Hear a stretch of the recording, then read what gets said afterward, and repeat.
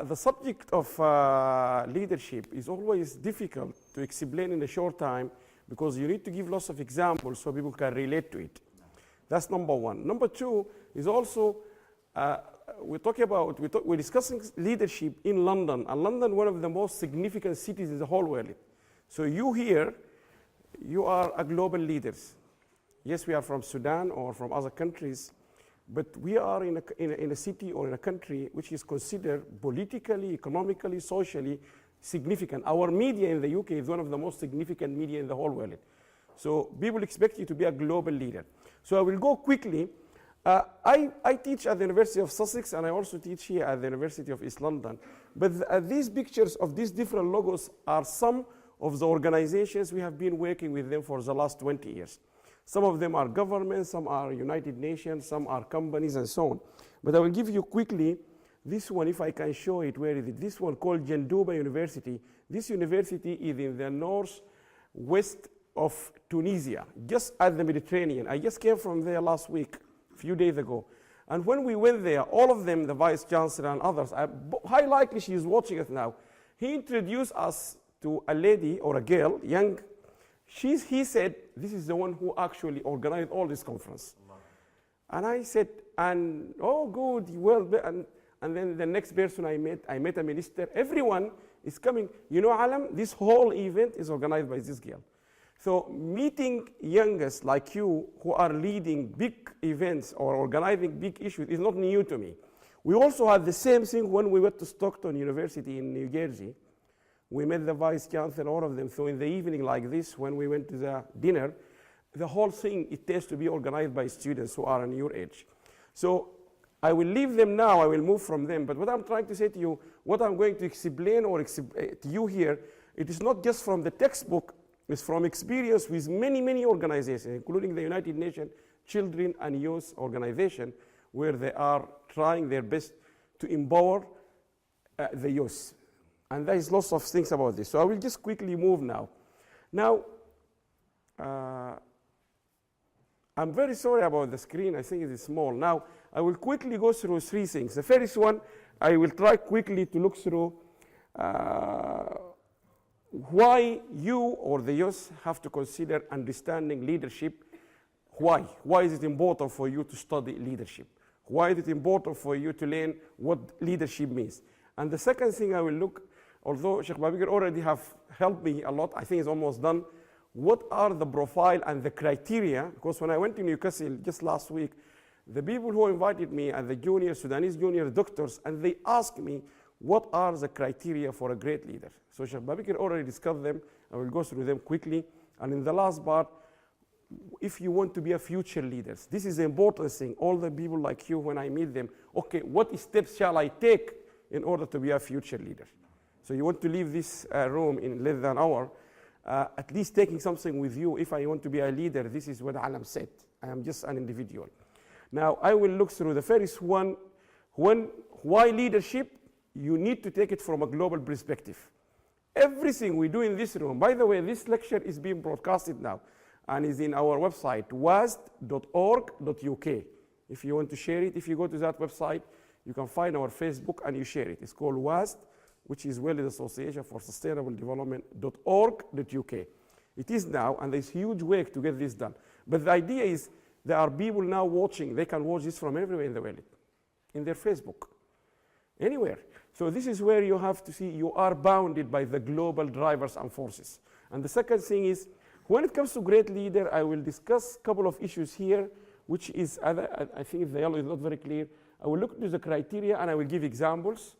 And I think there's never going to be a better example than what the Sheikh gave us in the last 20 minutes about the future leader. I will look the steps you need to take and in practice what you need to do. So quickly, when we teach students at the university or when anyone talk about leadership, the first thing come to people's mind are those kind of people, which I'm sure you know them. The reason I highlighted, Cameron, bigger than these others, because this gentleman, as the Sheikh was just explaining, when he realized he failed to deliver, he campaigned to keep the UK in the European Union, and he failed. So what he did, he said, I lost my authority as a leader. He hasn't done any corruption. He was one of the most considered, most of the most youngest leader in this whole world in terms, he was very powerful, he was liked by many people, he gave many examples, but he left it because he said, I lost my authority as a leader. Because I campaign, I am the prime minister, I have all the machinery with me to keep this country in the European Union, I failed. So he left it. And just to remind you about that. So when we talk about leadership, this is what people they think. Presidents, managers, and so on, people maybe from Apple and so on. But no one actually look to the leaders who are, we call them informal leaders, or those who are running our pizza shops, or those who, the people who are running a startup company like you from their bedrooms. They are leaders, but the people don't remember that. The biggest marketing company in Brighton, given the startup company of the year in 2009, it started by a lady who lost her job in a one-bedroom flat. Then they rented a two-bedroom flat because she was with her partner in a one-bedroom flat. Then they moved from a one-bedroom flat to two-bedroom flat because now they need another room to do work. And at the time she got that award, she's running a big place like this with 60 people. She was the leading company in Brighton. So those people, what she was doing, she will come to you, this is a product you're doing, she will help you to reach your customers. Again, it's a target. She will say to you, this is, I will translate what you want to deliver better than you. So this is where when people sitting at this, you can see them. And I like this picture because you can see one is opening his, or they are opening their laptops, and the other one is eating the pizza. So it can be, leaders could be all, this is a factory, could be there. The other thing is, these pictures are from different places. The one on the left is from Sudan, and the one on the right from Brazil, 1989. When I show these pictures, 1889, they will say to me, Allam, you are so old. But when I was in Brazil, this is in a place called Jabuticabal, which is a very far away. Curitiba, do you know Curitiba in Brazil? And I remember the weather completely. It's very difficult to talk to them in English. They speak in Spanish and other Portuguese language. But the fact is those people, they were the one who organized, they are the nerve for the whole week we spent there, students or youth from all over the world. They did not speak a single word of English. No English. But they managed to make people happy. And that picture actually taken when I was doing something with the computer and so on. But there's no English. This picture is from a group of TEDx, you know TEDx in Khartoum. I like them because this is from Sudan. What I like about this picture, I always carry it with me, is full of girls. Why I'm supporting girls? Because not only me, the United Nations now, the key mandate for the United Nations is women empowerment.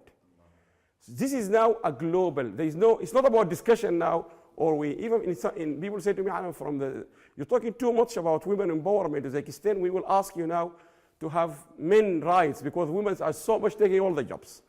But it is fact, women are now being empowered. The one on the left again from another gathering in Sudan, but the one on the right hand side, this is from the Prophet Muhammad city, Medina Munawwara. When they contacted me, they said, we want you to come and run executive workshop for the whole Imarat al-Medina al-Munawwara in al-Medina. This is 5 minutes. I can see the mosque there. This one in particular, it's 5 minutes, so we used to pray, I used to pray for 5 days or 6 days, all 5 prayers in the Prophet Muhammad mosque. And I said, they said to me, Allam, I was so excited to go to this. So even people, this was run in a hotel. Imagine you doing the workshop like this. When it comes to the break, you go and pray Dhuhr. You finish the Dhuhr, all of you, and you come back. And what I was saying to people who are running, tomorrow I'm going to a TV program, they said about HR and human development in the Middle East.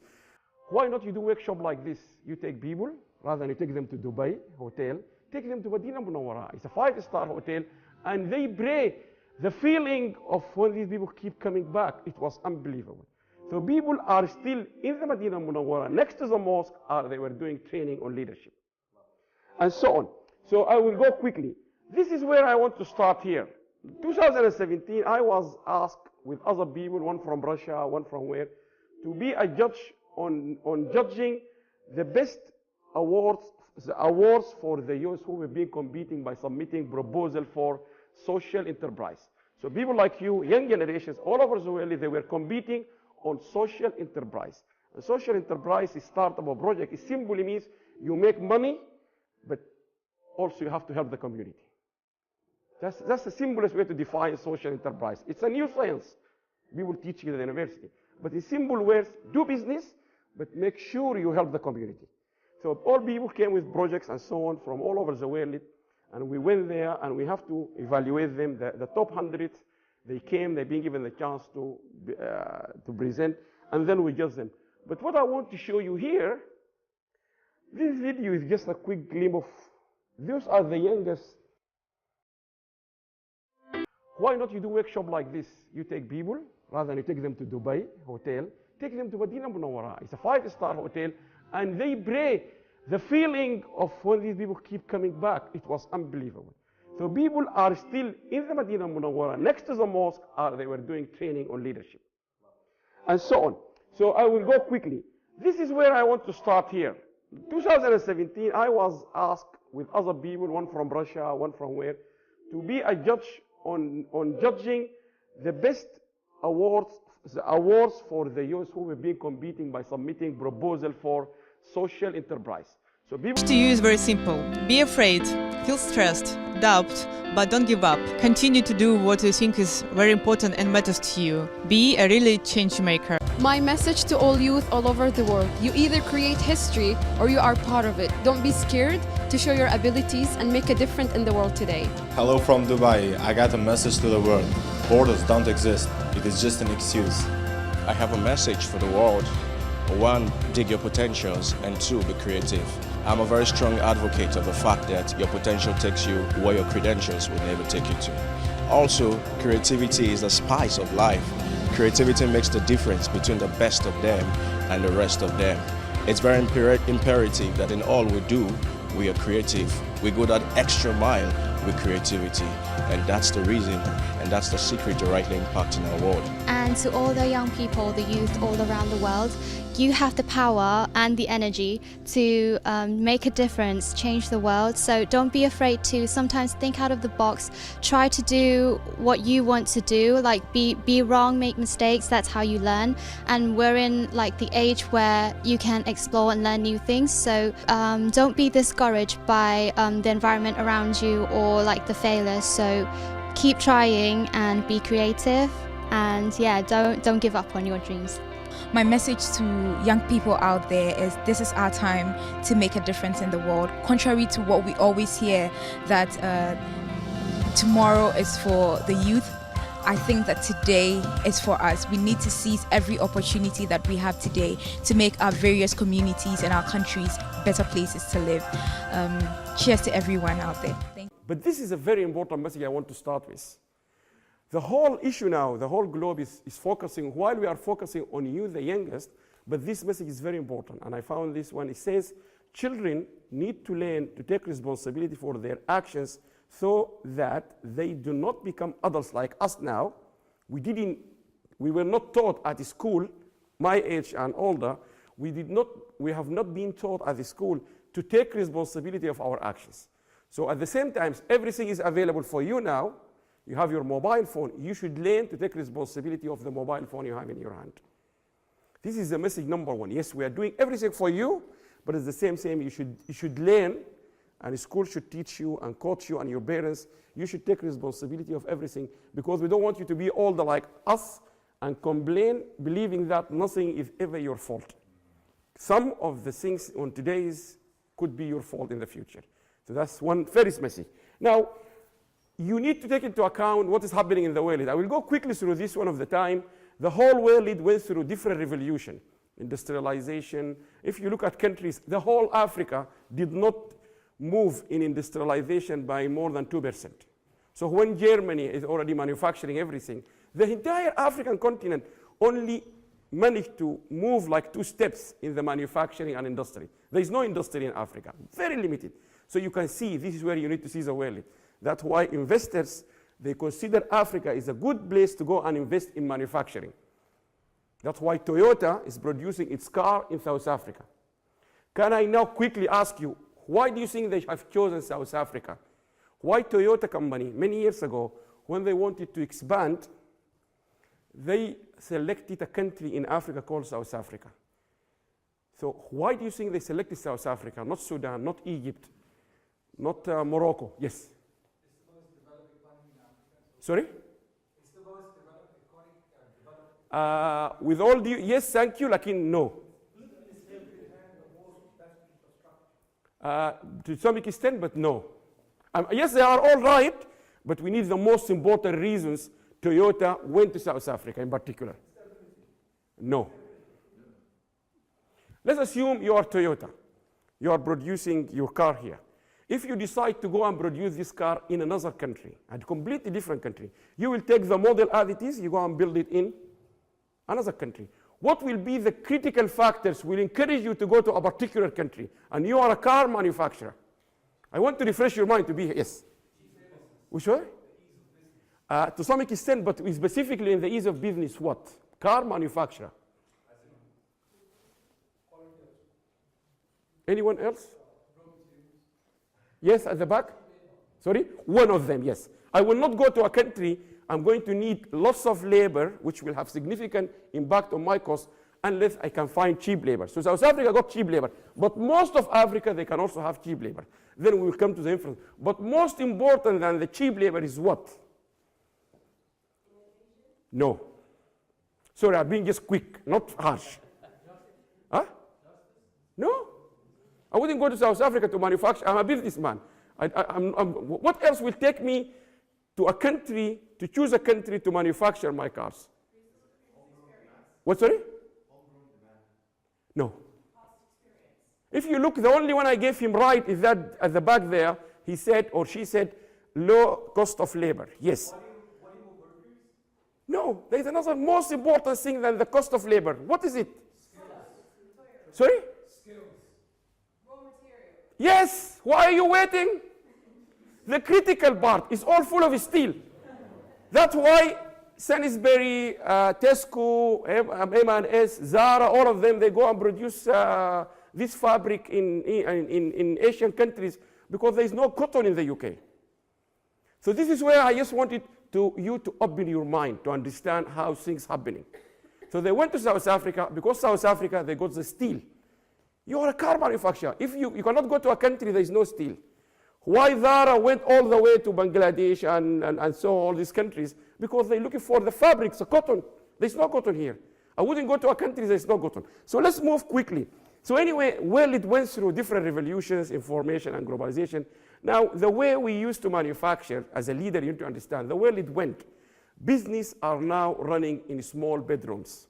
Millions of pounds are now created, distributed in small bedrooms, 1 to 2 bedrooms. Yes, there is a video. It might not very, very appropriate because we have kids here, but I can ask you now, do you know the most watched video in the entire world? What is it? The most. Do you know how much is the population of the whole world? How much we are in the whole world? 7 billion, yes. This video is being watched by 6 point fraction of that billion. Almost the entire world watch, number one watch video, 6 point something billion. Do you know what that video is? I can show it to you later, okay? But don't Google it now. Because easy, if you put the most watched video in YouTube, it will come to you. But don't do it. Now, you need to understand from now, before we go to the skills to be a great leader, this whole world is facing lots of challenges, but they have been authors, scholars, government policy making, they have put them into these categories. One of them, you can see there, conflict and terrorism. It's become a serious issue. And Sheikh has just explained it. And how do you know this is a challenging, a global challenge? Just watch BBC. The first 3 news they will produce, you know the first highlight? Normally they are the most important piece of news. This issue has been yesterday, last night, the day before. It is a critical issue. It's not just about 300 people lost their life, but we also lost one it's a critical global issue. So you need to understand what is going on. That's number one. Before I came here, we were in the discussion with the people in Nairobi about our conference, and we might change it because of terrorism and so on. So this is one of the issues. The other issue is water. You have water here but these people still don't have drinking water. Billions of us, and so on. So I will go quickly through this one. So you need to open up, like a sheikh said, knowledge. You need to be knowledgeable. How would you get the knowledge here? I say this to my students all the time. In the first classroom, I will say to them, do you watch BBC? No, we don't watch it. And I will say to them, if you really want to become a good student, to get distinction, and to become a good manager, you need to watch BBC. You need to know what is going on. That's why big companies, all big companies, if you work with them, or if anyone working with them, you will find in their break area or in their canteen big screens to know what is going on in the world. Very important. Big companies, they always have a TV screen showing the exchange rate, showing things, or in some Arab countries, I have seen Al Jazeera in all working and so on. Before Al Jazeera lost some of its credibility, but it used to be. But BBC is still a credible one. So you have to understand this. So climate change, ecosystem. Climate change is important to mention because in the last meeting in France, there is a lady came from Saint Lucia. It's an island in the Caribbean. She came and said, you're talking about temperature going up or down. I'm talking about 2050, the whole island will disappear. The country now will disappear. She's in our advisory board. She said this Saint Lucia will disappear. I have seen it in 2010. It's being cut by the hurricanes, people either on the right or on the left, and they managed to save life by simply people using phone calls. Because you will be sitting in your house in this island waiting for these hurricanes to stop. So what they told people, the moment you see any sign of it happening, call the others. Just use your phone, and so on. So I will move quickly. Now, in 1987, the whole issue, the whole world is talking about sustainable development, and it's very simple definition. It says, development that meets the needs of the present, you or us, without compromising the future. We can enjoy as much as we like. We have to make sure those youngest in the future, they will have what we have now. If you have 4 mobile phones, you have to think about those things. I wouldn't spend time here but this is where you should really have your starting point. You need to make, the whole world now, they're doing whatever they're doing, taking into account the future. And these are the 17th goals. You need to understand who they are, because this is where the whole world is working. There are 17 goals. All countries, they have to achieve them. All of them, poverty, all of them. I wouldn't go through this one because I really want the time. Now, this is the lady I mentioned to you. Gail Rigobert, the Minister of Sustainable Development and Innovation. This is the Minister of Finance, and this is the Prime Minister. This lady always campaigned for that Saint Lucia will disappear. Disappear is the example in the whole world happening. But the important thing, this man, what he said, Jeffrey Sachs is very famous on sustainable. He said, all the geopolitics, which Sheikh referred to, is nothing has to do with all of us. Can you just read this one? All of us together to find the best sustainable development. So we should always remember, this is the whole world is talking about this. All of us. And that's why I like an initiative in Bahrain. It's called Together Safe.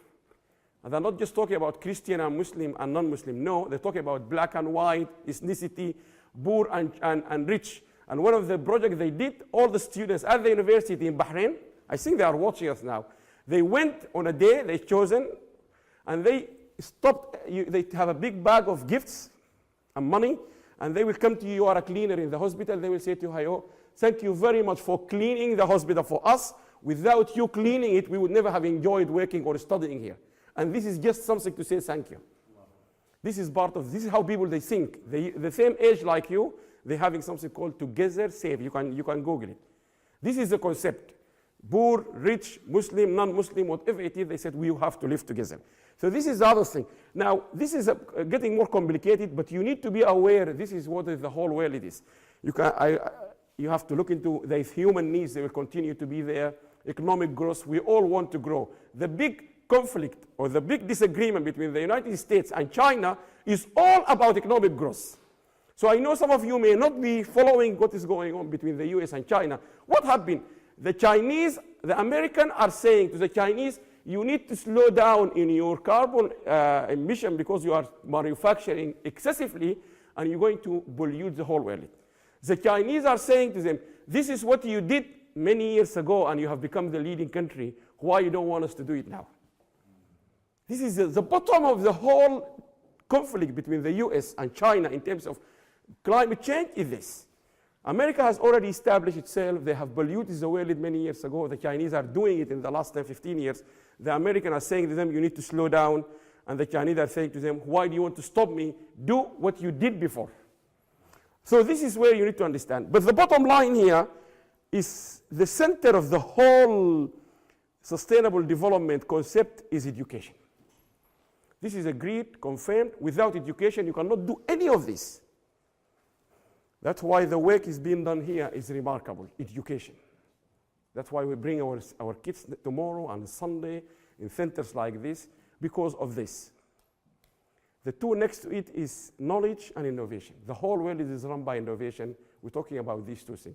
So you can see this is the whole, if you like, this is the center of your thinking as a leader. You need to understand this whole thing will not happen without education. So let's move quickly. What is leadership? So I'm asking you now, what is leadership? You clearly know something about leadership. A sheikh explained some of them, explained what is not leadership. It's not about commanding people. But quickly, if anyone can give us a definition of leadership, what is leadership? Influence. Excellent. Who is that? You said that? Or who said that? Excellent. I give you 100 of excellent, because that's one of the important associated perspective of leadership. You need to have that influence. A sheikh is influencing us. His talk, the way he talks, can influence us. He influences us to do what? To listen to him. Because in order for us to do what he does, he wants us to do as good for ourselves, he needs to have that great ability to influence us to sit down listening to him. And that I said to the sheikh, every time I listen to you, you can't move. And I remember, and that's very important. If you don't have it, you have to, that's how we train people to be influential. Then it will come, you have to be trustworthy, otherwise you cannot influence people. So, but all textbook, yes. Ability to manage people and time. Ability to manage people and time and so on. And that will also lead to a manager and a leader, and there's a difference between them maybe in the future. But this is the best slide I have seen. It's been going on with me for almost 9 years. What does it say? Say it's like beauty. Leadership is like beauty. It's hard to define. And everywhere I go through all of that, I said to them, how do you define beauty? How do you define this girl is very pretty? What do you mean, Allam? I said, you said she is pretty. What is the description? Is it tall, that means it's pretty? No, some are short, are very pretty. And there was an example in 2008. There was a magazine said the Italian men don't like, I can't remember. You remember there was a trend, all girls want to be seen. You remember that in 2008? The Italian, when they questioned them, the men, they said they prefer a well-built woman. So the Italian boys were, you can't define it. So let me now ask you, because we're talking about your understanding of the world. Until recently, what is the most attractive man on the planet? Women voted for him. I want to tell you, this is the things we need. You said to me, what's important about me knowing the most, not handsome, the most attractive man, they call it. Who is that man?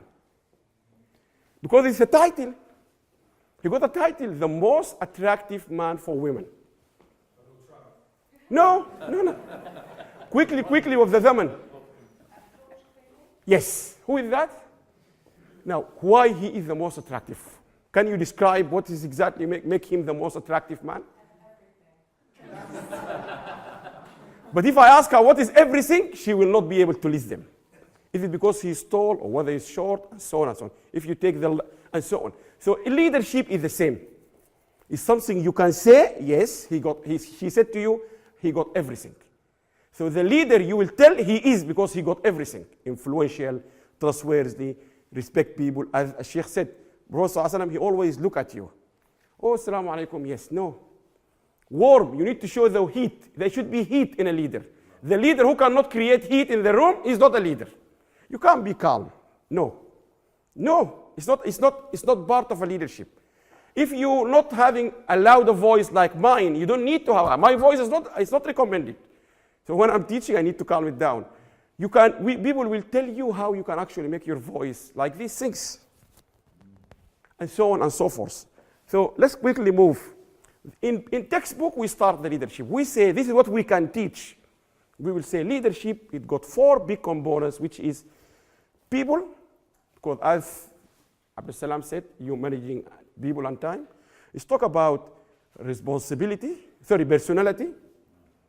And it talks about the purpose, and it's also you have to be able to understand what is performance. At the end of the day, there is performance. And performance will then take you to culture, strategy and achievement, effective change, and so on. In terms of personality, your self-awareness and situation fit. How do you fit? So this is what we can do in leadership. When it comes to the purpose, you need to understand the purpose of this Rumi Cafe, this organization. If you go to any organization, university or any place, they have a vision and a mission. What is the vision? What do they want to achieve? Everyone got a mission or vision. So you need to be able to understand all this, and you also need to be understanding people. And in people, we just mentioned two important: motivation and capability. And I will show you this quickly. So why we want you to understand leadership. This is the most important indicators is created by the United Nations 5 years ago. So the United Nations and all scholars, research, policymakers, they said the future is on those youth, you, 15 to 24 years old. That doesn't mean if you are younger or older, that doesn't apply you. But the calculations is being calculated on this particular group. They said everything is digital now. Everything about knowledge, innovation. And they said this group of people, 15 to 24, how much of exposure and usage of the internet they are using. And based on that, they will count them. Imagine in this room, this is the whole world. So we will count 1, 2, 3, 4, 5. Have they been using, utilizing, benefiting from what we call it internet, or all these digital, if you like, components. And the more in the country you have, the better future is expected. So if you look here, all the dark brown are the countries, most of their youth, which is 15 to 24, having very good usage, exposure of the computer, ICT, and all these things to do with digital. But if you look to the Muslim countries, most of them, they are not. But if you look to Saudi Arabia, it's a leading country in the whole region where their youth, they use mobile phone. That doesn't mean they are benefiting from it to the extent with. But the fact, this indicator is very important to understand it. The aim is to make sure all of these youngest are using internet. Because you know when you have a serious incident and you be taken to hospital, you know they put something on your hand called cannula. Do you know that cannula? The cannula is more of something will stay in your body while you are admitted to hospital, so they can use it every time to inject what they want to do. So that if you are in hospital and you need lots of fluids and so on, they will not every time come and inject you. They will put this once, and every time they open it, they open it and put, to ease the pain of the needles. So the internet is exactly like this cannula. So we want to make sure every youngest is having this cannula, which is the internet. The fact you are connected with your mobile phone, the whole knowledge system in the world is in the internet. Internet got everything. That's the whole idea. So the more you have on this one, that's what we're aiming for. But if you look in Africa, for example, this is Sudan. You can see this part of Africa, for example, is doing very well. Tunisia, Morocco, Algeria, and then you can follow up. But this is, you can look at it, this is all it's all available. But do you know the country number 1 in the world in the digital natives? Number 1 in the world, their youngest are using ICT devices. Not China, not South Korea. Whenever I go and ask people, they say to me, USA, UK, no. It's South Korea. And by the way, number 1 in the whole world, net exporter of ICT products and services is South Korea. Number 1. This country used to be in the 60s, the same GDP, the gross domestic product, like all African countries. So South Korea used to be like Sudan, Ghana, and all African countries. Believe it or not, 40, 50 years ago. The same. So now they are number 1. Now, this man, this is the most famous man we know in a subject called data science. So this is the leading science now, which people expected to solve all our problems. With data science, they can actually examine you with your history, your blood, your father, mother, and predict whether you will have cancer or not. This is what is happening now. So it is the leading thinking in how the future is something called data science. And this man said, most of the time, he said, 85% of the reasons for failure are deficiencies in the system, not in the people. This is where you need to understand. When you're going to manage people or to lead on an organization, 85% of the success of an organization depends on the system. Most of the countries in the developing countries or Muslim countries, unfortunately, most of them, they don't have that system. And if they have it, it's not efficient. These countries here, they have the system. We don't have it. And I remember there was a study presented in Pakistan, 1999, in a conference we had. The professor came, he's originally from Pakistan. He came to the conference from the US. And he said his study was alarming. That's a long time ago, 20 years ago. He said he selected all the leading Muslim countries, Saudi Arabia, Pakistan, and so on, all of them. And he selected a sample of non-Muslim countries. And he brought, I remember, a copy of the first ayah. You know the first ayah in Quran? Iqra, read. And he said, this is, all these religions, Muslims are starting by read. And he said, the countries which start their religion by read, they are not reading. That's what 1999, 20 years ago, proper science. And it's true if you compare to it. So now we need to look at this one. The other way you need to look at it, they said all organizations, you're going to lead them, whether it's private, public, whatever it is, they are based on 4 pillars. The same like Islam, you have pillars. For the organizations, we have pillars. These pillars, you need to understand them in order to be a good leader for that organization. One of them is the people, but it's just one of them. The second one is the resources. And the resources, what we say about them, 2 things. We divide them into strategic resources and threshold resources. Threshold resources are the resources which you cannot survive without them. Essentials. But the strategic, if you have any kind of resources which will give you a strategic advantage. And the best example to make you happy is like Ronaldo. If you have Ronaldo in your team, he's an strategic resources. But if you don't have Ronaldo, you don't have that strategic advantage. The best example, Ronaldo. If you don't watch football, is because he is, or in a hospital, if they're the hospital, if they have a brain surgeon or a cardiologist, they have a strategic advantage. But the threshold in a hospital is the A&E department. Without an A&E, you cannot survive. There is no hospital. But the hospital can be running without having a brain surgeon. And I have seen it in many places in the UK. Brighton is an example. They don't have a neurological department in Brighton. If you have any problem here, they will take you by the helicopter to the next town, which is Hayward Heath, to be treated there. But the A&E is essential. The third pillar is, if you can see it here, an economic actor. There is money coming in, salaries, and so on and so on. But look at the fourth one. And this fourth one was discovered by the Japanese in the 1980s. This is a Japanese introduction to the whole management, if you like, literature. They said any organizations will not succeed in the future without accumulation of knowledge and learning. This is the knowledge system in the whole world is a Japanese phenomenon. The Japanese are the one who, what Japan gave to the whole world is this concept of knowledge management. And read it again, accumulation. Accumulation means tarakum. It's not just one, like a sheikh said. Continuously you need to be accumulating. Not accumulating more money like he said about the president, he has billions of pounds, accumulating knowledge and learning. And knowledge is knowledge, you know it, but learning, like we're doing here, now we are learning. We are learning how to mix all these things. So there is learning and knowledge. And they have to be accumulating. And all the tests they have done, economists, it is one of the resources in the whole world. If you take from it, it will increase, it will not decrease. And I can tell you, now I gave you whatever knowledge I have. This is the slide I use everywhere. It took me a long time to build this slide. You're going to take them. But what I am going to get out of this, the least I will get an email or a Facebook text today.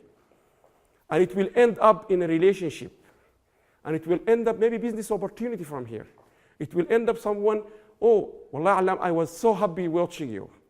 So the fact I will feel I have influenced some of you, I will feel my knowledge has brought something to me.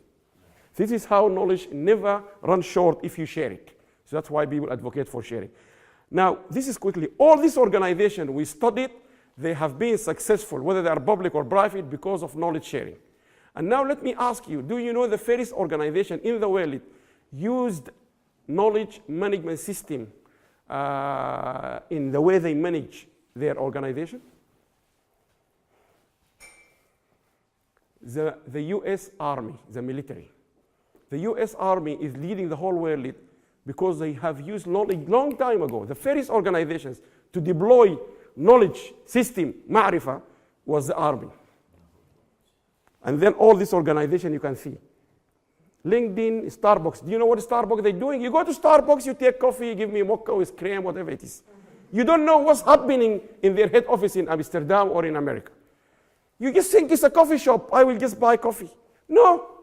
They are continuously managing, using their knowledge system to understand what will be the next flavor Allam will like. Now I drink with them these 5 flavors. And the other good example is McDonald's. You remember McDonald's is going with the trend. People like healthy food, so they introduced 10 years ago, you remember that fruits, snacks, and so on. People, they don't like too much salt because of blood pressure. They reduced it. You remember all that story. How they get that? They keep analyzing the till. You know that till where you give them your card? They go back somewhere. There are economists or data science people analyzing what is going on. They're analyzing our behavior. That's why if you are a single person and you have any discount card with Tesco or Asda, you never, just ask yourself if you have that discount card from Asda, you know that card? If you are a single person, you're never ever going to get in the post a discount or promotion for nabbies or for something like this. Because they know you don't have kids. They know from your habits of consumption. So these things are there. So all these companies, and one example I will just quickly go is because people from Sudan, but not from Sudan, even in Egypt and other countries, our land registry. In Sudan, you can easily, it happened to us. We bought a place, yes, here, officially in the embassy, and my brother went to Sudan to see the land I bought. Guess what did he find? In the capital city, he found my land, which I bought it here in the embassy. Someone already built a house there. His car is sitting outside, and he's enjoying his garden. Completely, this will never happen in this country. Do you know why? Because right now here, you can open your mobile phone. If I'm going to sell you my flat, all you said to me, Allam, give me your address. You don't need a state agent. You don't need that big solicitor to confirm with you. They will do the job, but you can find out who is the owner of that flat. And it will tell you how much he bought it for. And it will tell you he bought it from whom. And it will tell you the previous one, how much he bought it, and so on. This will avoid, no way you can cheat anyone on land here. No way. You don't need even to log in. This is where you can see how the world is being run. So quickly, this is a definition of our government here about knowledge management. The UK is deploying knowledge at a massive scale. One of the leading countries in knowledge management is the UK. And this is their definition, and you need to read it carefully. Knowledge management is about building organization intelligence. They're not talking about managing intelligence, zaka. Just look at this point, zaka. You have to be very smart. By enabling, how? By enabling people, enabling tamkeen and nas, enabling people to improve the way they work in capturing, sharing, and using. It's not just good to capture. Many times, when people, by the way, give you gift books, like in this event, if there are books here complimentary, if you are not going either to share it or use it, don't take it. Because there might be another person who will have that pleasure of he will share it. If you're not sure you're going to read it or share it with others, don't do it. So capturing and sharing and using knowledge, it involves the ideas and experience. That's where the young will fall into the UK overall development strategies. They said, all scientists, they said, you, the youngest, have much better and new ideas than us, the old.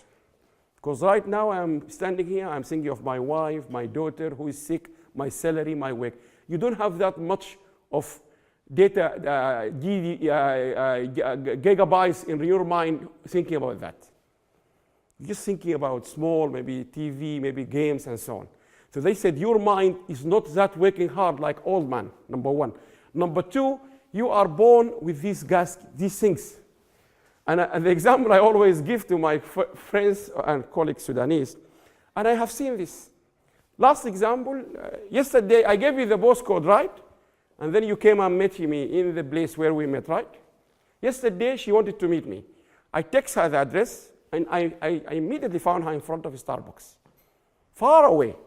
But if it is an old man or a woman, okay, Allam, if that's the place near Vauxhall, when I get out of the station, there's a big building, green, I turn right, I turn left.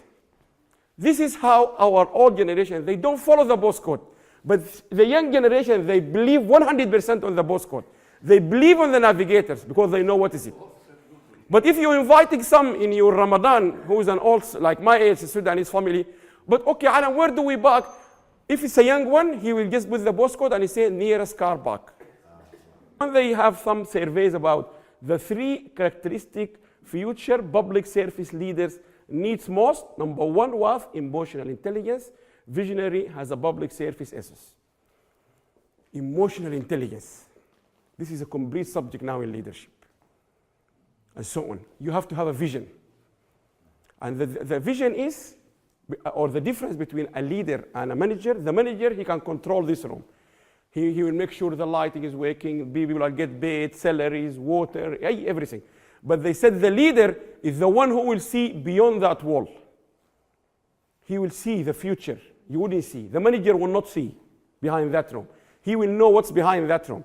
And so on. So I think this is a picture from United Arab Emirates. This is the first country in the Arab countries which implemented knowledge management. The reason I brought this picture, I want to ask you 2 questions, but please, you have to follow me quickly because of the time. What is the most important thing you can actually capture from this picture? What is the most striking thing? Good, but there's something most, yes, that's a good one, but let's, women. Sorry? Yes, women, there's so much good women, yes. The most things will, you know the headlines. But there is also old. Yes, young, yes. It's a relatively young future leaders, yes. But the paper important, I stick that paper. That's the question. What is the most important thing you can get from this picture? Happiness. Sorry? Happiness. Excellent. What's your name? Adrian. I will just call it smile. Why you use an academic terminology? Smile. They are smiling. They are laughing. They are happy. And in the happiness index, Emirates come very high. But the issue is, these are 5 teams. 5 teams. One of them is the ministerial one, that's the undersecretary, and then we have the IT company, and then we have the change. We have a team called change management. And this is people, you can see them at the back. Can you see this guy? This is the one who led the NHS medical information system. It's a British company. Can you see this guy? This is a British team. But you can see the front. This is one of the leader. He's a Lebanese American on training and coaching. And then you can see here, these are the people who were doing the training. And these people here, this one, the Egyptians, they are the one who translated the coding and the software and everything, which is British into Arabic language. They are based in Egypt. And then you have the people the whole thing is done about them. These are the managers. And then you have the youngest, which you refer to them. But to get them all to smile, including this sheikh, was very, very hard. Because one of the girls said to me, Allam, they don't listen to me when I go to them. I said to her, why they don't listen to you? Can you take me to any department and introduce me? Say, Allam, he came from the UK to read this project, blah, blah, blah. She went, and she was having this in front of her. What is it? Khimar. And she said to me, because I am dressing like this, I said to her, no, the government wants you, and you are in the government office. So the government is promoting people with khimar, they can work. The fact you are a government employee, that doesn't mean they don't like you. So I said to her, can you do it in front of me? And she went to the procurement department. They're all men, 5 men in the room. And she stopped like this in front of the door here. And she said, Assalamu alaikum, tayyibin, kif halkum? Allam dayana, Professor Allam dayana in the UK. حيقعد معنا عشان يمسك المشروع. She was looking at here. When I went to the office, I said to her, do you know why they are not listening to you? Not because of what you have in front of your face, because you don't have any power. You're not influencing them. You are so cool. And I said to her, why are you putting your head down? You're already covered. So the fact nothing to do with the khimar. Nothing to do with the khimar. And we have this girl here, I remember this one, where is it? This one. She said to me, Allam, I will never ever going to stand up here in front of the whole government presenting anything. I said to her, but my job is to help you all to stand up here. It took time. She prepared the presentation, everything, but she said she cannot stand up in front of the ministers. I have people in the government of Abu Dhabi told me, I think one of them might be here. Can let me look for him. Yes, here, Abdullah al-Bulushi. Very polite, degree from United Arab Emirates University, one of the best universities in the region. But he said to me, Allam, I cannot ask a single, he asked a question to an expert after we left. I said to him, why you didn't ask him inside? He said to me, Allam, I cannot ask a question in front of my director. I said to him, fine, now this is another task. We have to make sure one day you ask a question in front of your directors. And this is it. Culture issues, we deal with them. We're not saying wrong or right. But this is the whole issue. You need to remember, if they are not all smiling, the same like your kids. If I got Shahad is happy and Lena is not happy, I haven't done anything. It's a family. Your wife should be happy. I'm not going to talk about this because Sheikh will talk about this next time, much million times better than me.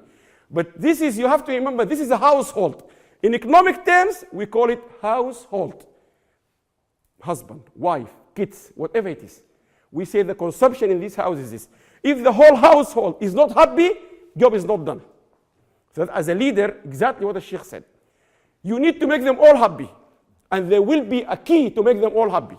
Because their aspiration is different, their age is different, and so on and so forth. And that's your job, is to understand them. You are not just being a leader to have a nice car and so on, and becoming a big office and so on. You need to spend time to understand what will make him happy, what will make her happy, and so on. And I can tell you now, it's not all money. That's why you can see if you work in McDonald's, I clean the dishes so I know everything happening.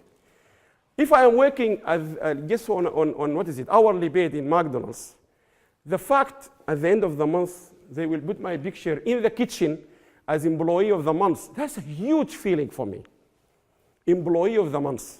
I'm the best in this kitchen. You will say, but you are a cleaner, Allam, or a kitchen porter. Yes, but I am working with others. I am better than them.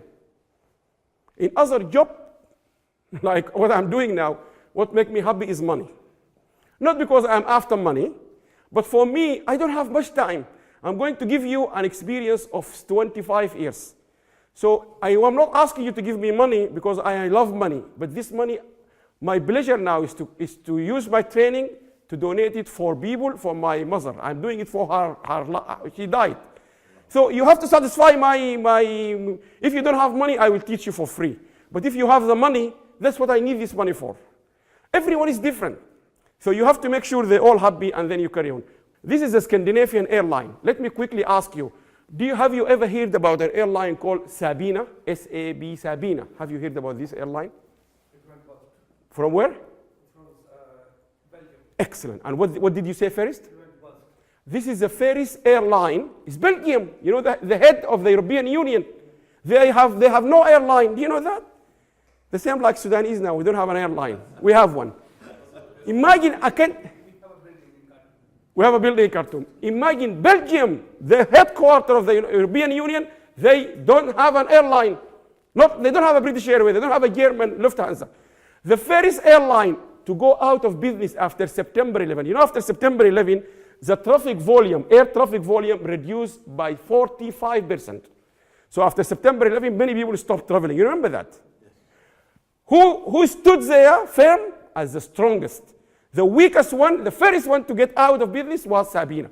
But because of the time, do you know why? And because it's good. Actually, by the way, whenever I ask this question, very few times I get people to answer it.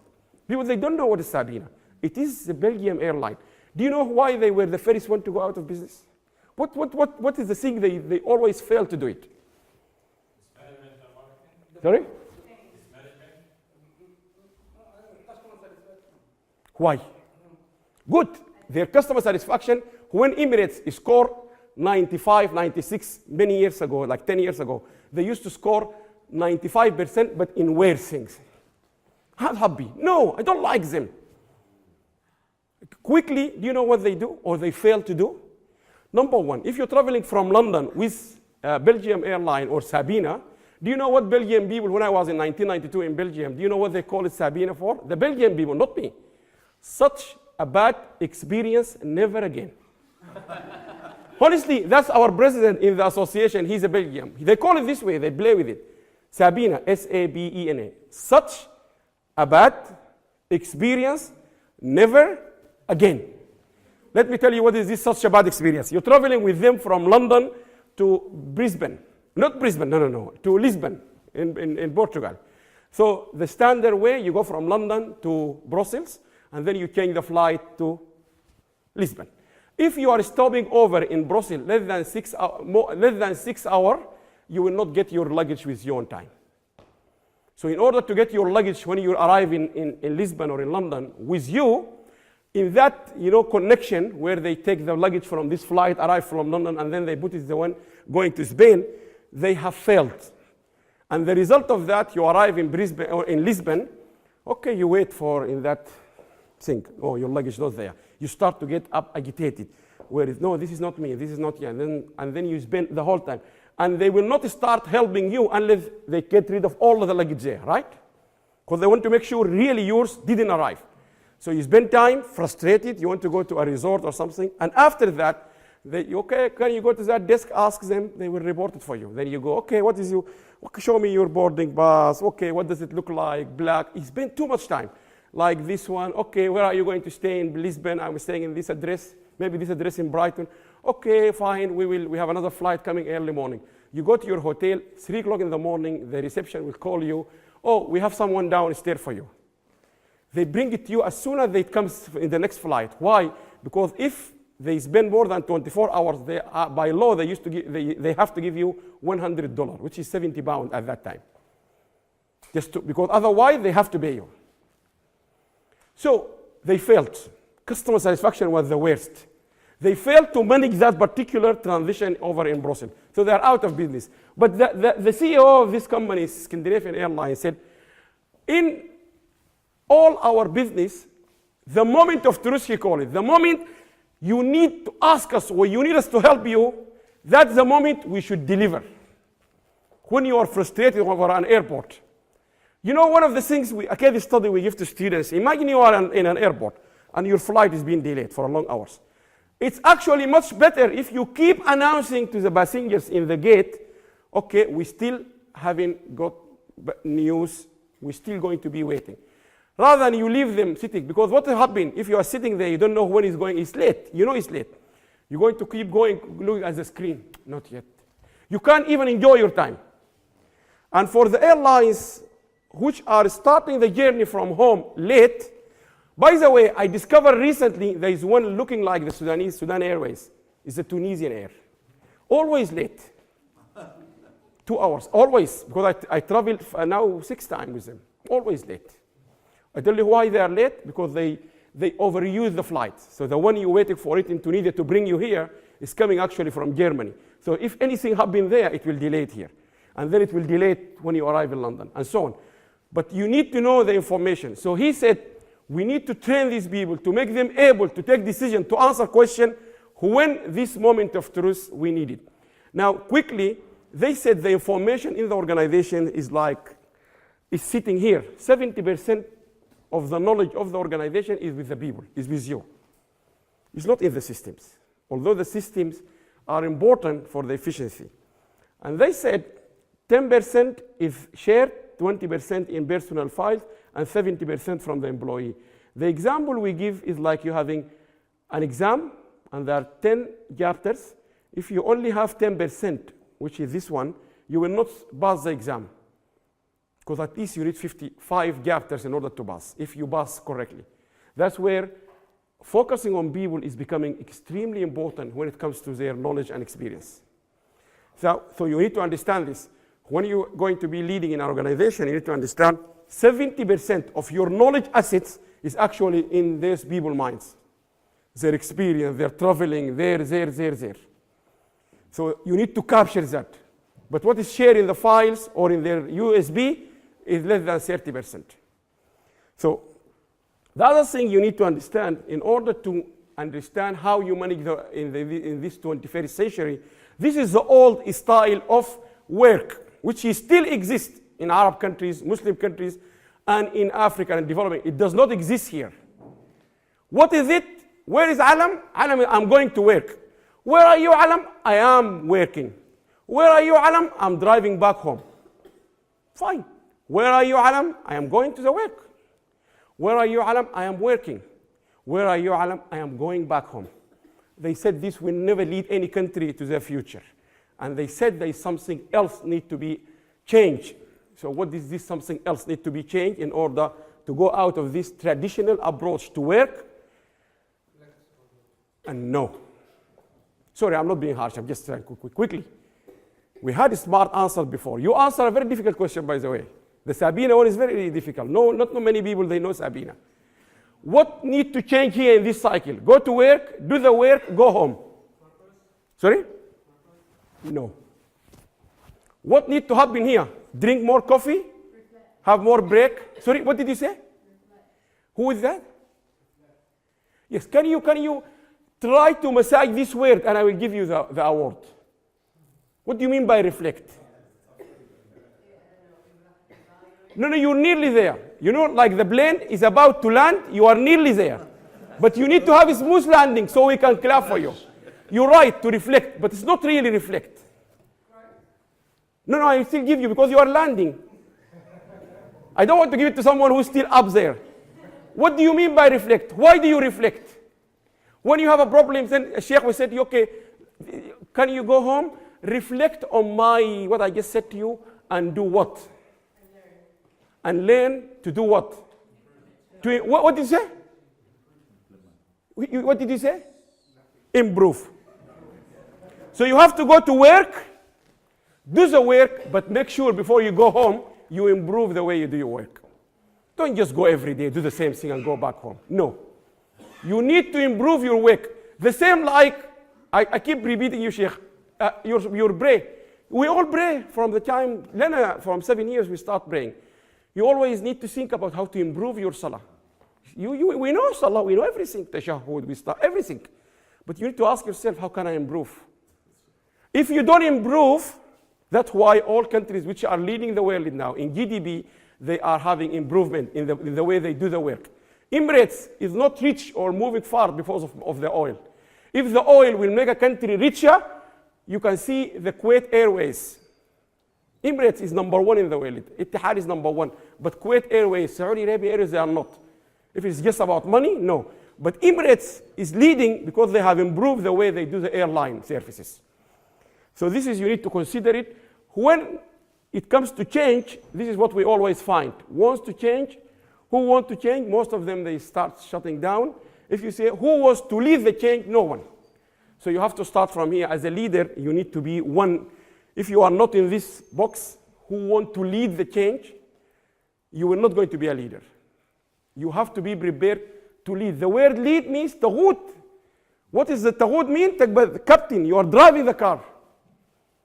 That's where is it. If you don't have that courage, okay, who want to change? All people. Yeah, me, we need to change. Now we have changed the dictator in Sudan. But who want to lead is not there. No one took the courage and say, I am the one who want to be your president. He will not say that unless he's confident. He get the experience, or he has the experience. The Sheikh said, trustworthy, لا يكذب, لا ينافق, لأنه في فيسبوك وفي social media, people can easily filter him. If he got all this, he will say, I would like to serve you, my country, and so on. Now, quickly, so there is a need for change, and this is what is happening in Emirates. That's why they are changing. Emirates are talking about excellence in the working environment. They are one of the best government services are actually in Emirates. Not because of the money they have. They are very rich, but because this is how they're thinking. And why they is saying to them, you have to change? إرضاء العملاء. The people who come to the council every day, we want them to be very happy. That's why I want you to change, and so on and so forth. Number two, ازدياد الحاجة إلى العمل الجماعي. We need to work together. But if you look at us, WhatsApp, many times you find yourself have no other option than to exit a WhatsApp group. It's unbelievable, unbelievable. If you are having a WhatsApp group with your colleague from work who are not Muslims, who are not Sudanese, you're high likely to stay with them. Because they don't send anything irrelevant. They send only the relevant stuff. People they know. They're the social network you have with your close family. They're the network, they're a WhatsApp with maybe your colleague who are professional. You have another WhatsApp with your funny, funky people. Each one is different. But what we have in our culture, we send everything. It's just people, they wake up in the morning after they pray, you shoot everything. Share everything. And that's where the danger is. So criteria for a great leader, the Sheikh already did that. Number one, you need to have and learn and be an influential person. And in the same time, can only happen if people can trust you. You need to be an influential person, but you can only achieve that if people can trust you. If you can let them to trust you, to lead that car. From your experience in the last maybe 15 or maybe 15 because you are young, who is the most influential leader, politician, leader, president or ago, from the last maybe 10, 15 years you think of? Which one? No, Barack Obama, yes, from the recent one. Because I didn't want to go to Nelson Mandela. Yes, he is right, but maybe people, they haven't seen him. But Obama, most of us have seen him, right? He is. And many people said, oh, he's a black guy. He didn't win because he's a black. The whole black people in America are 13 million. They will not make him a president. He have managed to win because his opponent was so weak and he was so strong. Can you remember his opponents? All his qualification, he's been to the army in Vietnam. That's all his qualification to be a president. But this guy was focusing on other qualification. And that's why this is a true picture. I will show it to you later. I think I showed it this picture. This is what the Sheikh said. You have that. This is a real picture, by the way. Can you see the billions or the millions of people that were just standing there listening to him? You can say why they are having all the trouble, stuck yourself in the middle of all these people. You could be watching him on TV, right? But the power you will feel, if you watch him on TV, you wouldn't feel that heat. I told you about it. Why people spend 70 pounds and go to the match tomorrow? You can watch it on TV. Not because it's a big stadium, but you need to feel, yeah, this sound. It's an energy. You will not feel it at home. This is a sync. So you need to have that power. And that power doesn't come from nothing. Secondly, as a leader, in order to have that character of influence, you need to make sure you can manage number. What does that mean? We teach students something called finance for non-financial students. You don't need to study finance in order to understand figures. You need to understand the basic. So you can easily avoid these things. You understand? Like the Sheikh said, they got 70 billion or something euro in his house. Does he really need to have that amount of petty cash in his house? No. And so on. You also need to look into integrity from three. We call them 3 C's. One of them is character. And whatever you say, you need to make sure your words and action you need. That's exactly. Whatever you say, you don't need to withdraw yourself from it. So words and actions. And this is exactly what the Sheikh said. Secondly, competence. You remember 4 years ago, the police here in the UK were so angry with Theresa May. You remember? Because she used to be the secretary for the Home Office. She said she wanted to introduce something called competency and fitness tests for all the police officers. Every 2 years, she said, all police officers in this country, they have to do a competence and fitness test. You can't be like me and you're a police officer. You have to be strong, thin. We have police officers double my size. They can't run after a criminal. They can't. So she said they have to get, if you are a police officer, you have to be fit because it's part of the job. If you are a sheikh, you need to know all ayahs in Quran. You need to know tafsir. You need to understand the contemporary issues. You need to understand why people become terrorists. It's not just reciting Quran. So this is quite important. As a leader, you need to be competent. You need to be competent. That's why we say watch the news, read the papers, Financial Times. Papers here in this country, they're in the bus for free, like the metro. You can get something from the metro. It's not a bad paper. You can read it. Now, the reason is sometimes we have, like in Saudi Arabia, kids like him, they're driving cars. And there's an issue in Saudi Arabia. This is not from Saudi Arabia. But the last one is consistency. And consistency is so important. If every day you come to work at whatever it is, 9 o'clock, you are in your office. Tomorrow you are on time, 9 o'clock, 9. If the sixth day you didn't come at 9, people, they immediately say, definitely Allam got a reason why he's not here. If you always tell the truth, one day you may say something which is completely not true, they will say, definitely Allam didn't know. They will not say you are a liar. Because you have a consistency in telling the truth, you have a consistency, you're always there. You have like a sheikh said, Prophet, he always look at people and say, Assalamu alaikum, and say it. If you always shake hands with that warm, if one day you are ill or you can't, people, they give you the excuse. So consistency, character, competence are three important, what we call it, about your integrity. And you have to consider them serious. Factor 3, inspirations. There is no leader will succeed or call himself or herself a leader unless he can inspire others. No way. No way, it will not work. You will say to me, okay, if I am not born as an inspirational leader, what shall I do? We will say to you, there are people who are giving you courses, coaches, blah, blah, blah. You can. You don't need to be born as a leader in order to become an inspirational leader. And this is important. And this is always the example I give. I am here, I'm teaching you. Imagine I'm in the class. There is 3 levels of teacher. One of them, a teacher who, we call him a good teacher. He will explain to you how you do things, how things happened. And the second level of the teacher is the teacher, we call him a superior teacher, who will demonstrate. So rather than you say to you, the first one, he will say to you, if you throw this ball through that net, you will score. He explained to you, how do you get a goal. But the second one, he will demonstrate to you. He will take the ball and he will say to you, this is how you do it. So you have seen how you do it. The third one, which is the leader one we're looking for, is the one who will inspire you to do this every day by yourself. Sheikh will teach you how to recite Quran, right? How did people start to memorize Quran? So the Sheikh will read to you the ayahs. This is how you teach kids. But how can you inspire those kids? And I said this, wallahi al-azim, I said this to Professor, my daughter, I can see the difference you managed to embed on her, because every time we're leaving the flat, Dad, you have to live by your left-hand side. You don't get, she is practicing it every day. She doesn't sleep before she reads Quran, wallahi al-azim. That's not from me, it's come from here. So that's where you need to inspire them. Many times at night, she can't even see. She still wants. She can't sleep without praying Isha. But this is where you have inspired them to do these things. It's not just you told them or you did it for them, but you inspire them. They will not sleep unless they do it. And they can see. And this is where the level you need to aim for as a leader.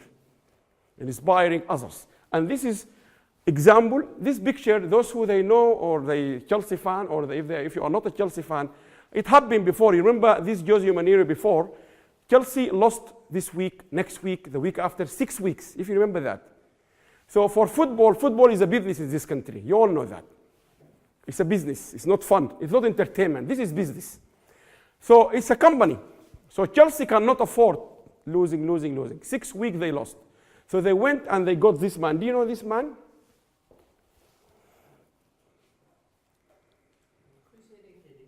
Yes. He's a good manager, but when they brought him, what did you think when they changed the manager after 6 losses? What do you think they have in mind? They had Mourinho at that time. He failed 1 week, 2nd week, 3rd week, 4th week, 5th week. They don't change the player, they change the managers. Have you seen that? They don't change the players. You never have noticed that? When just look to Manchester United. They were losing, so they changed him, they brought a new guy. They don't change the players. Because you remember we said before, 85% of the deficiencies are in the system, not in the people. You remember that guy, the guru of the data science, said 85% of the failure are system related, not individuals. So when you bring this guy, he will not come and train people like this. These are first class players. These are the top players, Ronaldo, whatever it is. He will come to do one thing, which is this one. A good coach will make his players see what they can be rather than what they are. He will not come and say to them, you are losing, let's train you more, give you more muscle stretching or more training. He will let them see what they are able to do, which is to win. because that's what they lost. That's all. So if you do that, they will win. So when you see a football team bouncing back, that's exactly what the manager is doing. This guy, when they brought him in Manchester United, that's all what he did.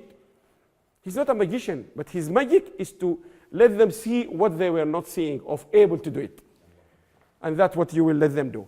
The other thing, one of the best things you can do for others is to help them recognize how they can improve. And that's where you come about positivity, don't be negative. Don't tell them you are unable to do this, but you can tell them what they can do. And this is very important. So this is where you can see in the school, you can let them. This is the most, so far, I brought him to you because his talk is at Harvard University, London School of Economics. They bring this guy for their high-level executive MBA programs. You can watch him either in LSE or in Harvard. This guy is one of the best leaders so far in football history.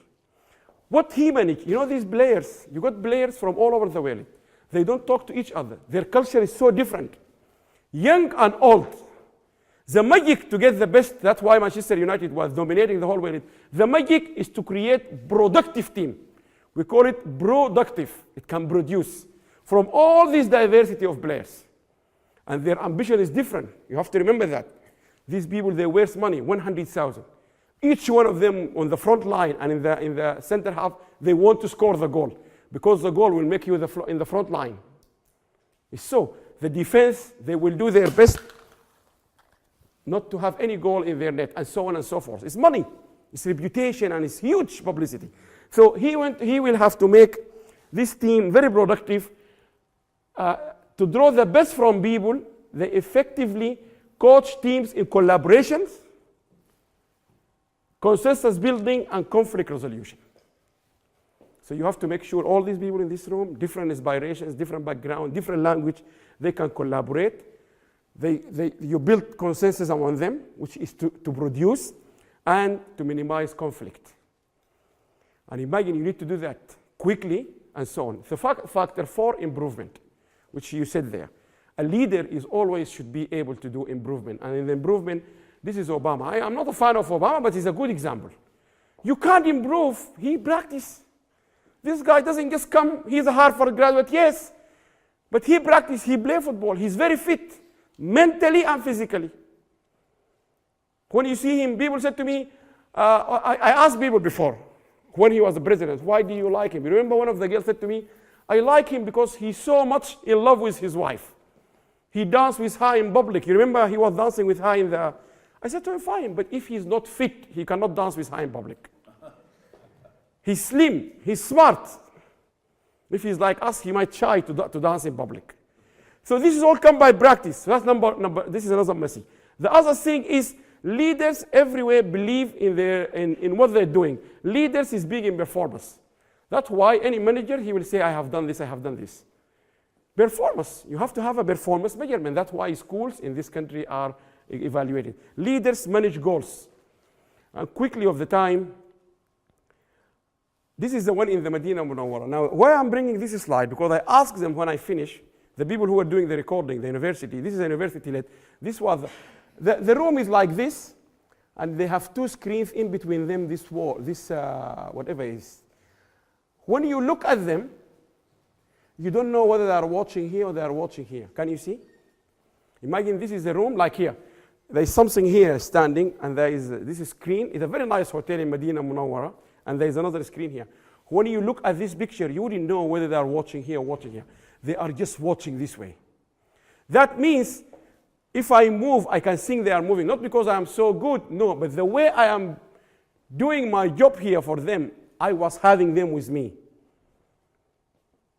They have given me amount of dates I couldn't even carry with me.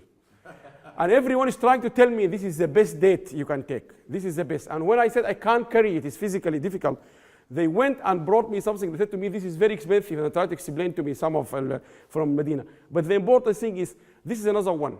You really need to understand this one. You have to be a politician. Not politician like our politician, no. You need to be someone who can actually do things. Al-hikmah. He can solve problems. He can motivate people. He can tell them not to do wrong things, but he has that magician or that political. He can bring people together and so on. So there's lots of talk here. You need to know something called sales or marketing, we call it. And marketing as a science, we say to people, marketing is not about sale. If you come to us at the university, the first lecture will give you marketing. What is marketing? All the students will say sale, sale, sale. Marketing is not about sale. In the textbook, marketing is about customer satisfaction. We are not about sale. We wouldn't bring you to the university to teach you how to sell. You will know how to sell it. But Tesco is not about sale. It's about customer satisfaction. The more we satisfy you, the more you come again and again and again. But if we sell to you, fine. So what? So this is, you need to also understand how to satisfy the desire of the customers. The other thing is leaders are also managing quality. And the reason I bring this picture, do you know what is this called? VIP people, premium hotels, they wouldn't bring an egg, which will have these ones. Some people, they don't like it. You know, when they have a half-cooked egg, they just psychologically, they don't like it. They're paying you £400 per night. You know, there's lots of very high VIP hotels. Even the type of egg, it has to be very clean. Clean, it doesn't have this, it doesn't have this. There is a way you can create that one. Not create it, but they have it. That's why when you go to supermarket, if you want to understand this, go and see the quality of the egg. There's so different range of quality of egg. And if you want this premium, if you say to your wife, okay, how much you pay for this? £10? Why £10? We could brought it from Asda for £150. You will say to her, they are different. They are different in what they will satisfy the customer for, and so on and so on. Again, about the chemistry, and I said this example in some of the, when you ask someone, why are you just insisting on this girl? She doesn't like you, leave her. He will say, my chemistry goes so well with her chemistry. You ask you, what do you mean by that? I said, I don't know, but our chemistry going very well. That chemistry he asking you, you don't know. Whether the chemistry. Ask him. In Arabic they will say, الكيمياء بتاعتنا بتمشي مع بعض. الكيمياء بقول العرب Egyptian. So this is also very important. You need to make sure the chemistry in this organization is gelling. They are all going together. Quickly, decisions. This is where the difficulty. And this is the type of how leaders they do. They don't have a big office, big secretary. No, they have all this in front of them. Every time he got something in mind, he will go and write something. Decisions will come with scrutiny in his office. This is an office. This is the way they do this thing. The other thing is you need to make sure, as a leader, you need to take risk. If you want to lead me, you need to take risk. It's a business. You cannot just sit down. That's why in the business, in investment, there's someone we call, there's an arrangement where you have someone who takes the risk, and someone we say, Allam, okay, how much is it? We say, okay, this business is £100,000. Okay, Allam, I will give you my £50,000, and I'm happy to give me just 10%, and I would love to be a sleeping partner. We call it a sleeping partner. What is sleeping partner? He gives you the money, and you give him just 10%. He's happy. He takes no risk. He doesn't do anything. So now, the lowest risk you can do as an investment in London, you buy a flat, and you go to your house. You rent it, you take your money. But it's not too much money. But if you want more money, you have to take more risk. If you need more money, you have to go and produce your products in China.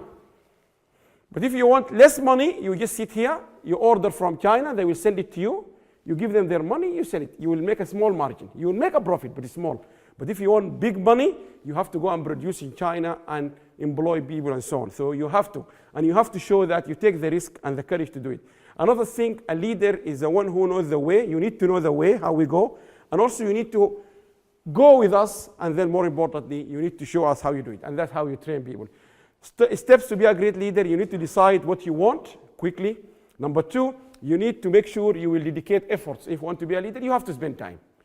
Read, study. You cannot تحفظ Quran without spending time reading Quran. No way. You cannot get distinction in the university if you don't read, study. Spend more time. But if you want to spend it all in parties, you know. And you have to change yourself, whatever that it takes. Because you have to rehearse and so on. You have to change. You start by yourself. Another one, very important, they said if you don't love yourself, you have to be anani. If you don't be anani, bil Arabi, which means you love yourself, you can't tell me you will do something good for me if you don't do it for yourself. No way. Number five, is you have to understand communication. Very important thing for leaders is to learn and study communication. That's why the university teach courses called communication. And communication is a message, you send it, someone else will receive it, he will send you back. And I always say to boys, I said to them, if you like a girl, you text her a message, wait for her to respond, don't send her another message. She will say, oh, I don't want. So if you want someone to attract her attention, you send her a message, okay? If she doesn't reply back, don't send her another one. You have to give her time to reply. Very important. And the example, the first training I had in Scotland by an American guru in marketing, long time ago, before I did my PhD, he said to us, the way you do it, if you like a girl, this is a long time ago, more than 20 years, he said, if you imagine you met her in the office and you like her. If you come to her and you say to her, would you like to go for coffee? What do you expect her answer will be? So imagine she's my colleague and I like her. I want to marry her. Why not? I come to her. What do you like? Would you like to go for coffee? Sorry? She said no. But if I say to you, would you like to have coffee Saturday afternoon or Sunday morning? I'll have to check my agenda. Exactly. So you see, I trapped her from no, I don't want. So if you say to her, would you like to go for coffee? No, I don't. Because she will not say yes. But if you say to her, would you like to have coffee in Starbucks tomorrow afternoon or Sunday morning? So you trap her to make a decision. If she doesn't like you, she will say no Saturday, no Sunday. Thank you very much. But if she got even 1%, she will say, okay, like she said, let me check my diary. Before she said no. So you have to understand, this is a technique. It's not something will come easier. And that's one of the things, if you want to communicate in style, you have to choose your delivery, you have to raise your voice whenever it's lower, higher. All these are techniques you have to understand and sound genuine. You need to show genuinity in your asking, and so on. Clarity with examples and so on, remember each situation and so on and so on. And this is what helped Obama to win that White House.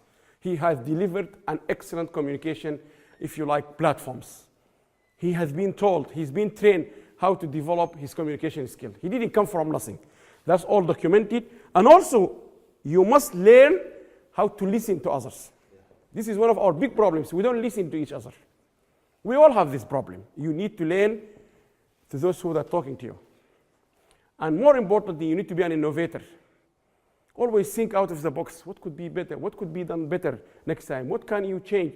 This is how people make money.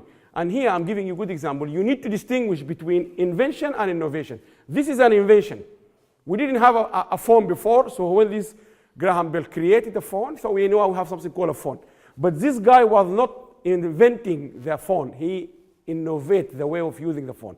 He made the phone something called smart. And 85% of new ideas does not reach the market. People say you have to have a lot of passion for what you're doing, and it's totally true. And the reason is because it's so hard that if you don't, any rational person would give up. It's really hard, and you have to do it over a sustained period of time. So if you don't love it, if you're not having fun doing it and you don't really love it, you're going to give up. And that's what happens to most people, actually. If you really look at the ones that ended up being successful, unquote, in the eyes of society and the ones that didn't, oftentimes it's the ones that are successful loved what they did so they could persevere when it got really tough. And the ones that didn't love it quit because they're sane, right? Who would want to put up with this stuff if you don't love it? So it's a lot of hard work, and it's a lot of worrying constantly. And if you don't love it, you're going to fail. So you got to love it. You got to have passion.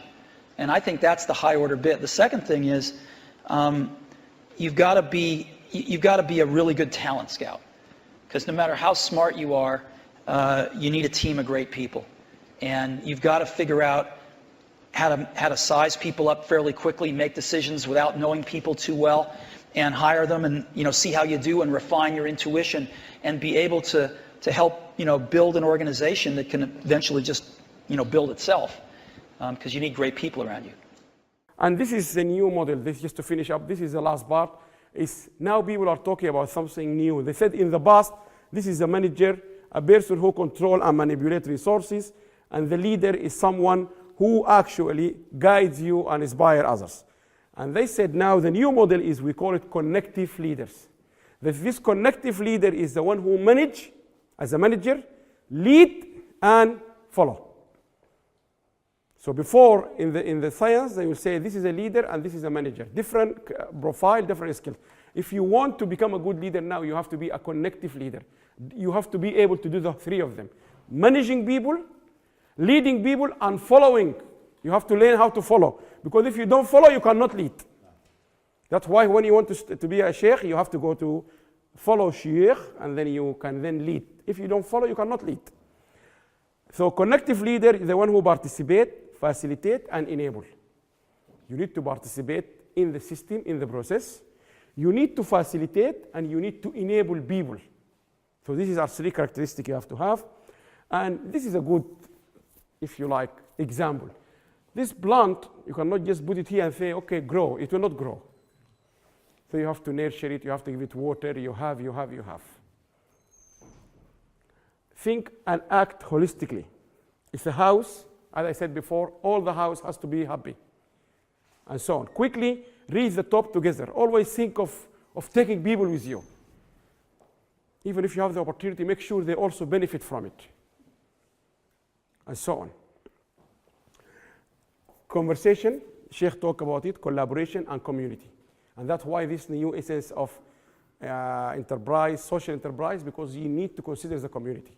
Because the love of the community, you will feel very happy if the local neighborhood here are getting better. You're benefiting from what is going on here. But the example of Sudan, there is a big farm in North Sudan. They produce the best kind of vegetables, but they do not, the local community, they don't even can eat it. It goes all the way out, fly from Sudan to UAE and so on. So you need to make sure you benefit the community. So conversation, collaboration, and community. This is what we mean by conversation. You need to talk to each other, to your staff, and so on. You need to build that smile. Imagine these are two different people. This is one employee, and this is one. You need to let them actually talk to each other and collaborate.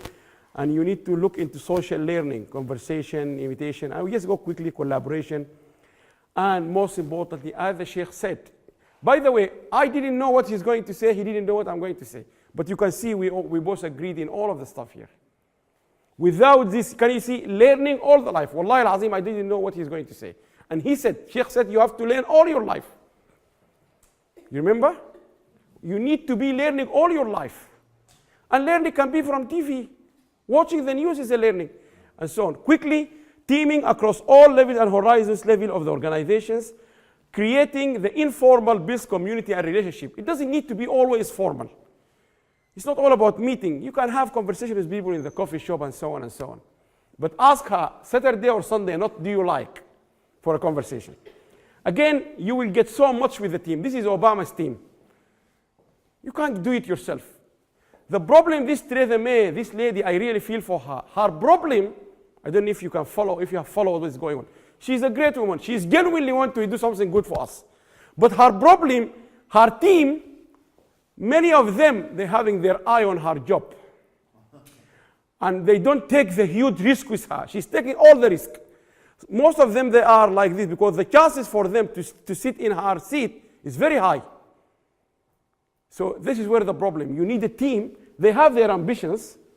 But in her case, this is where she is now. Her team is not with her. And you will not going to get everyone on the train. Always, remember that. It's not going to get them all on board.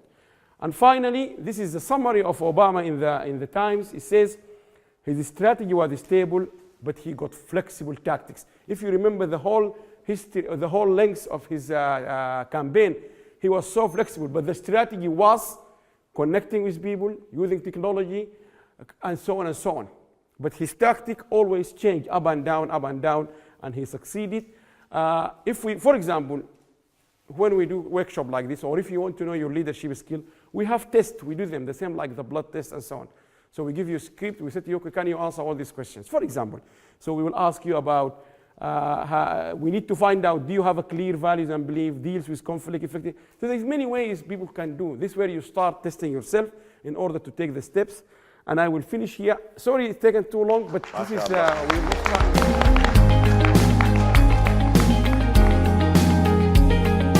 So please remember, If we all help and do a little bit, it will make a big difference.